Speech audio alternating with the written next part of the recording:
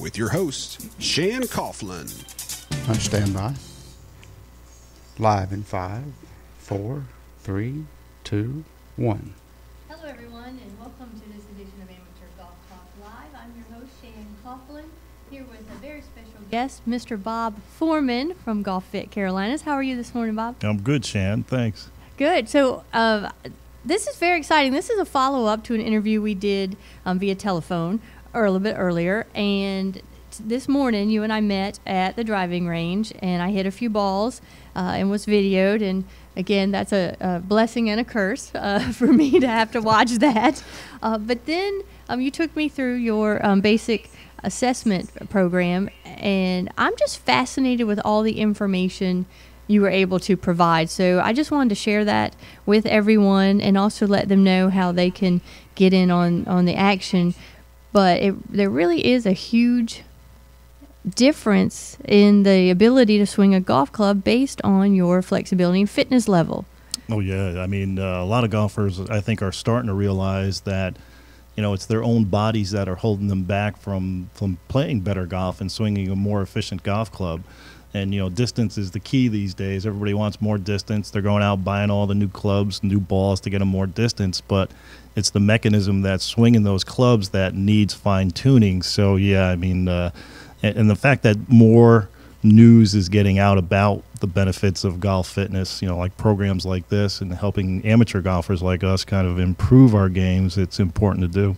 Well, one surprising thing to me was, as we talked about and as part of the questionnaire, you know, I've started working with a trainer and pretty regularly, 3-4 times a week, try to get in 4 times, cardio pretty regularly.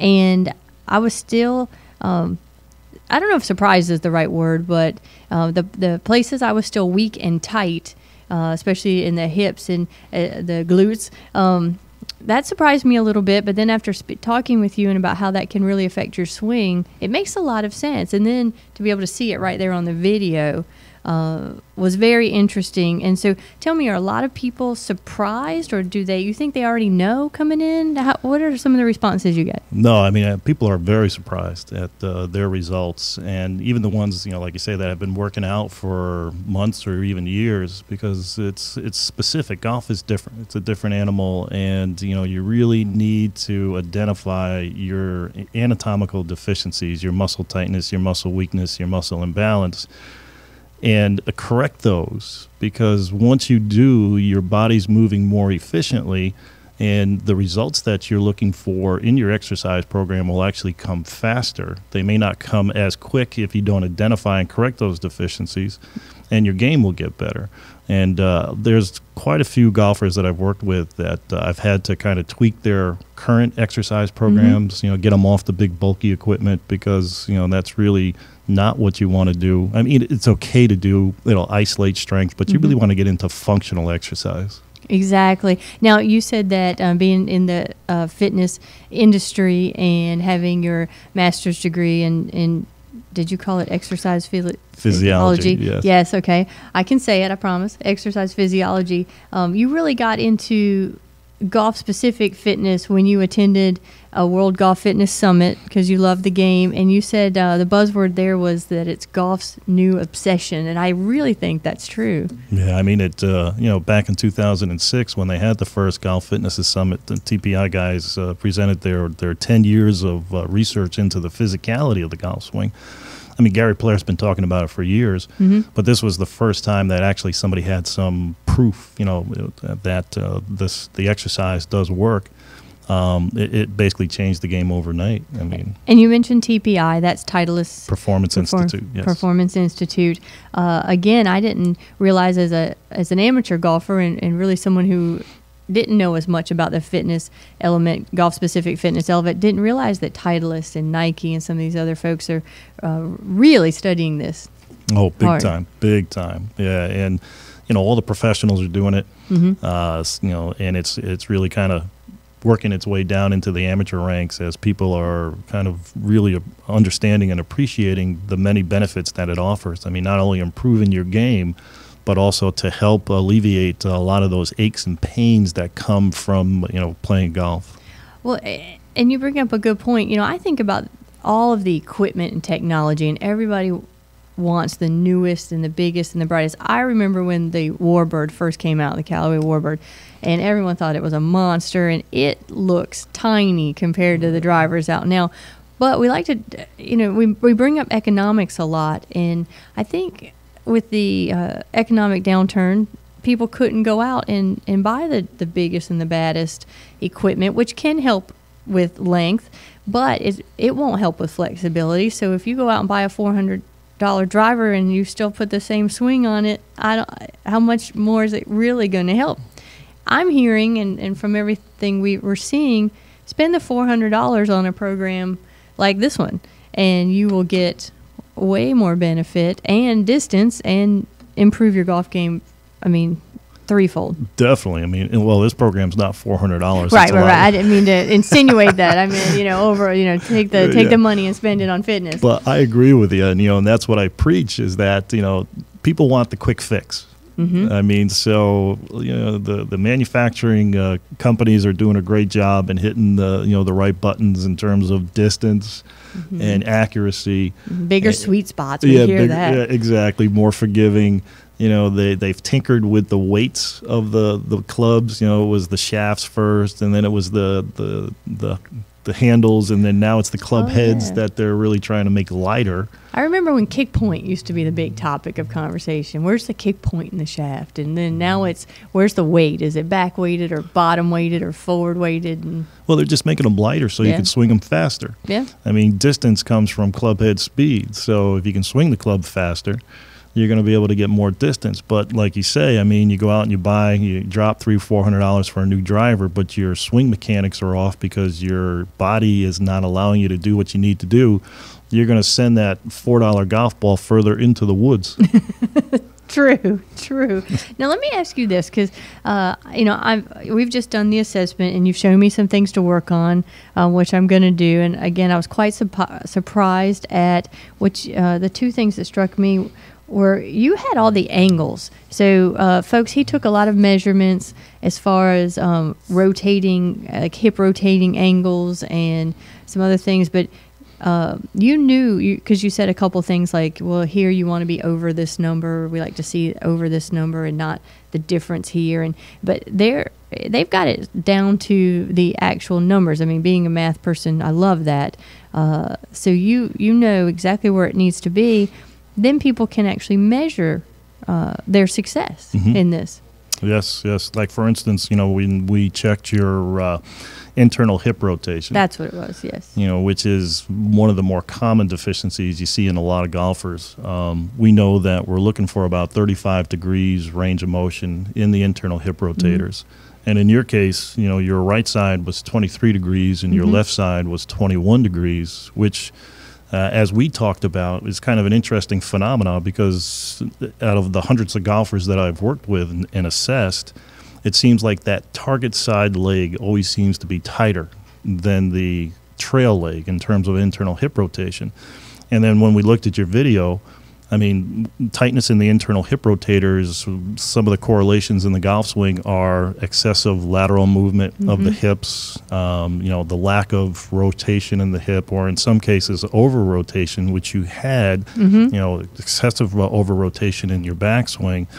And a sway in your backswing. So you had lateral movement plus that over rotation.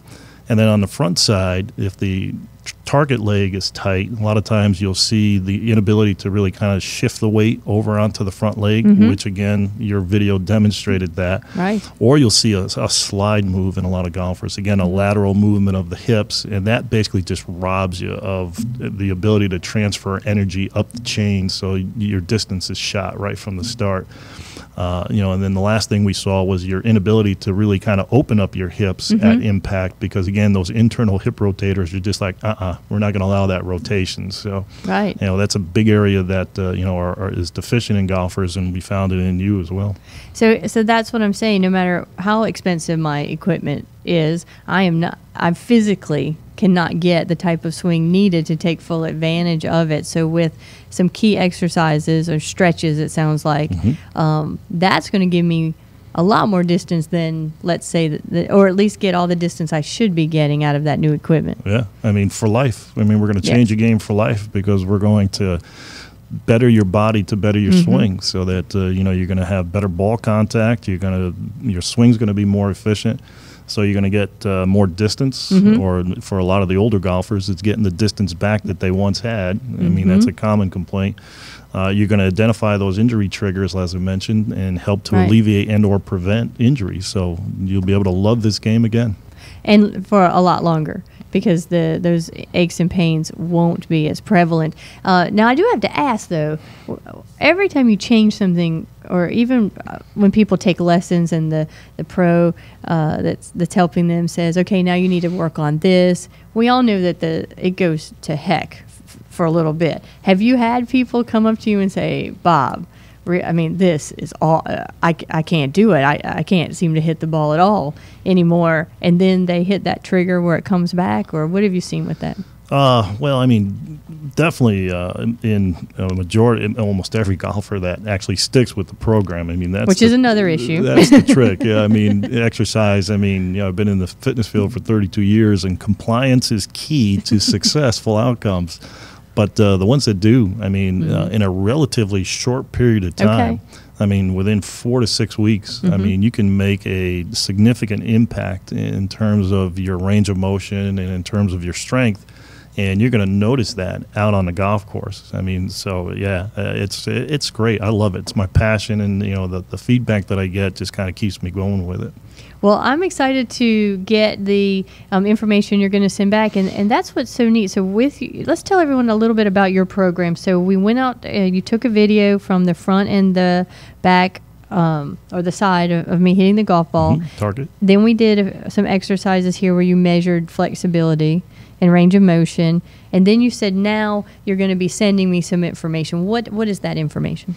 Well, once you identify where your deficiencies are, you want to correct those. Right. So you want to do a corrective exercise program, and that's important. You definitely want to correct the deficiencies before you jump into the strength and the power components. You want to crawl before you walk, and then walk before you crawl. Because again, if you don't have that roadmap and you jump into a strength program, you can actually enhance those deficiencies and make them worse. And again, the results that you're looking to get may not come as quick because your body's not moving as efficiently as it should. Right. So once we identify those deficiencies, we can give you exercises that will isolate and target those specific weaker areas, so that you can improve those. And like I say, if you're consistent with it 3 to 4 days a week, within 4 to 6 weeks, I'm seeing some really nice improvements of, 60, 70, 80% improvement in range of motion and strength. And then from there, if the golfer wishes, we can progress from that corrective phase into more golf-specific strength and balance. Okay. And then from there, we can get into some power stuff, speed stuff. If you really want to get down the fairway further, that's where you can really see a difference in, distance. Uh-oh, Jeff is really in trouble now. So we have this friendly competition here, as I bet you've figured out by now. So so you're going to send me some exercises, some stretches. You said you have some great videos as well. Now, can folks find this on your website? Yeah, I mean, there's a bunch of articles on the website that kind of goes into various aspects of the golf swing, of injury. The videos are there. But again, it's important that they get together with a golf fitness, a certified golf fitness instructor, and go through the assessment piece. I mean, that is a key piece to this whole player improvement. And once you know where your deficiencies are, then that individual can help you kind of target those exercises to help you correct those areas, and then progress you into the golf specific exercises. And when you say certified, you're talking about the golf certification programs like the TPI certification. And but I do want to also point out your website, Golf Fit Carolina 1F. GolfFitCarolina.com. And 1T. 1T, 1F, 1T. Because there's some great information there, and we certainly appreciate you coming on and doing the assessment for me. But also, I'd love to follow up. I'm going to do the exercises, and I would love to follow up in a few months and see how I did and let you know if it's improved my scores or not. And we can report back to folks and give Definitely. a personal testimony to this. I have my sheet of paper. If you are listening to this, you can also see it on TGD TV. Just click that TGD TV tab, and these are my results. And we're going to use these. I'll do the exercises and go from there. But you've got me intrigued with the power stuff. So I'll have to go but one step at a time, right? One step at a time. Got to get yeah. those hips a little looser. So, well, Bob, I just appreciate you coming on, and thank you for sharing this information about golf's new obsession, the fitness craze in the golf industry. It's not all power. More importantly, flexibility. More importantly, that's the first step. Make sure you're staying flexible, and go see your PGA professionals and your certified fitness experts. Thank you again for being on the show. Appreciate it. All right. This has been Amateur Golf Talk Live with Shane Coughlin, produced and broadcast by the Zeus Radio Network for thegolfdirector.com.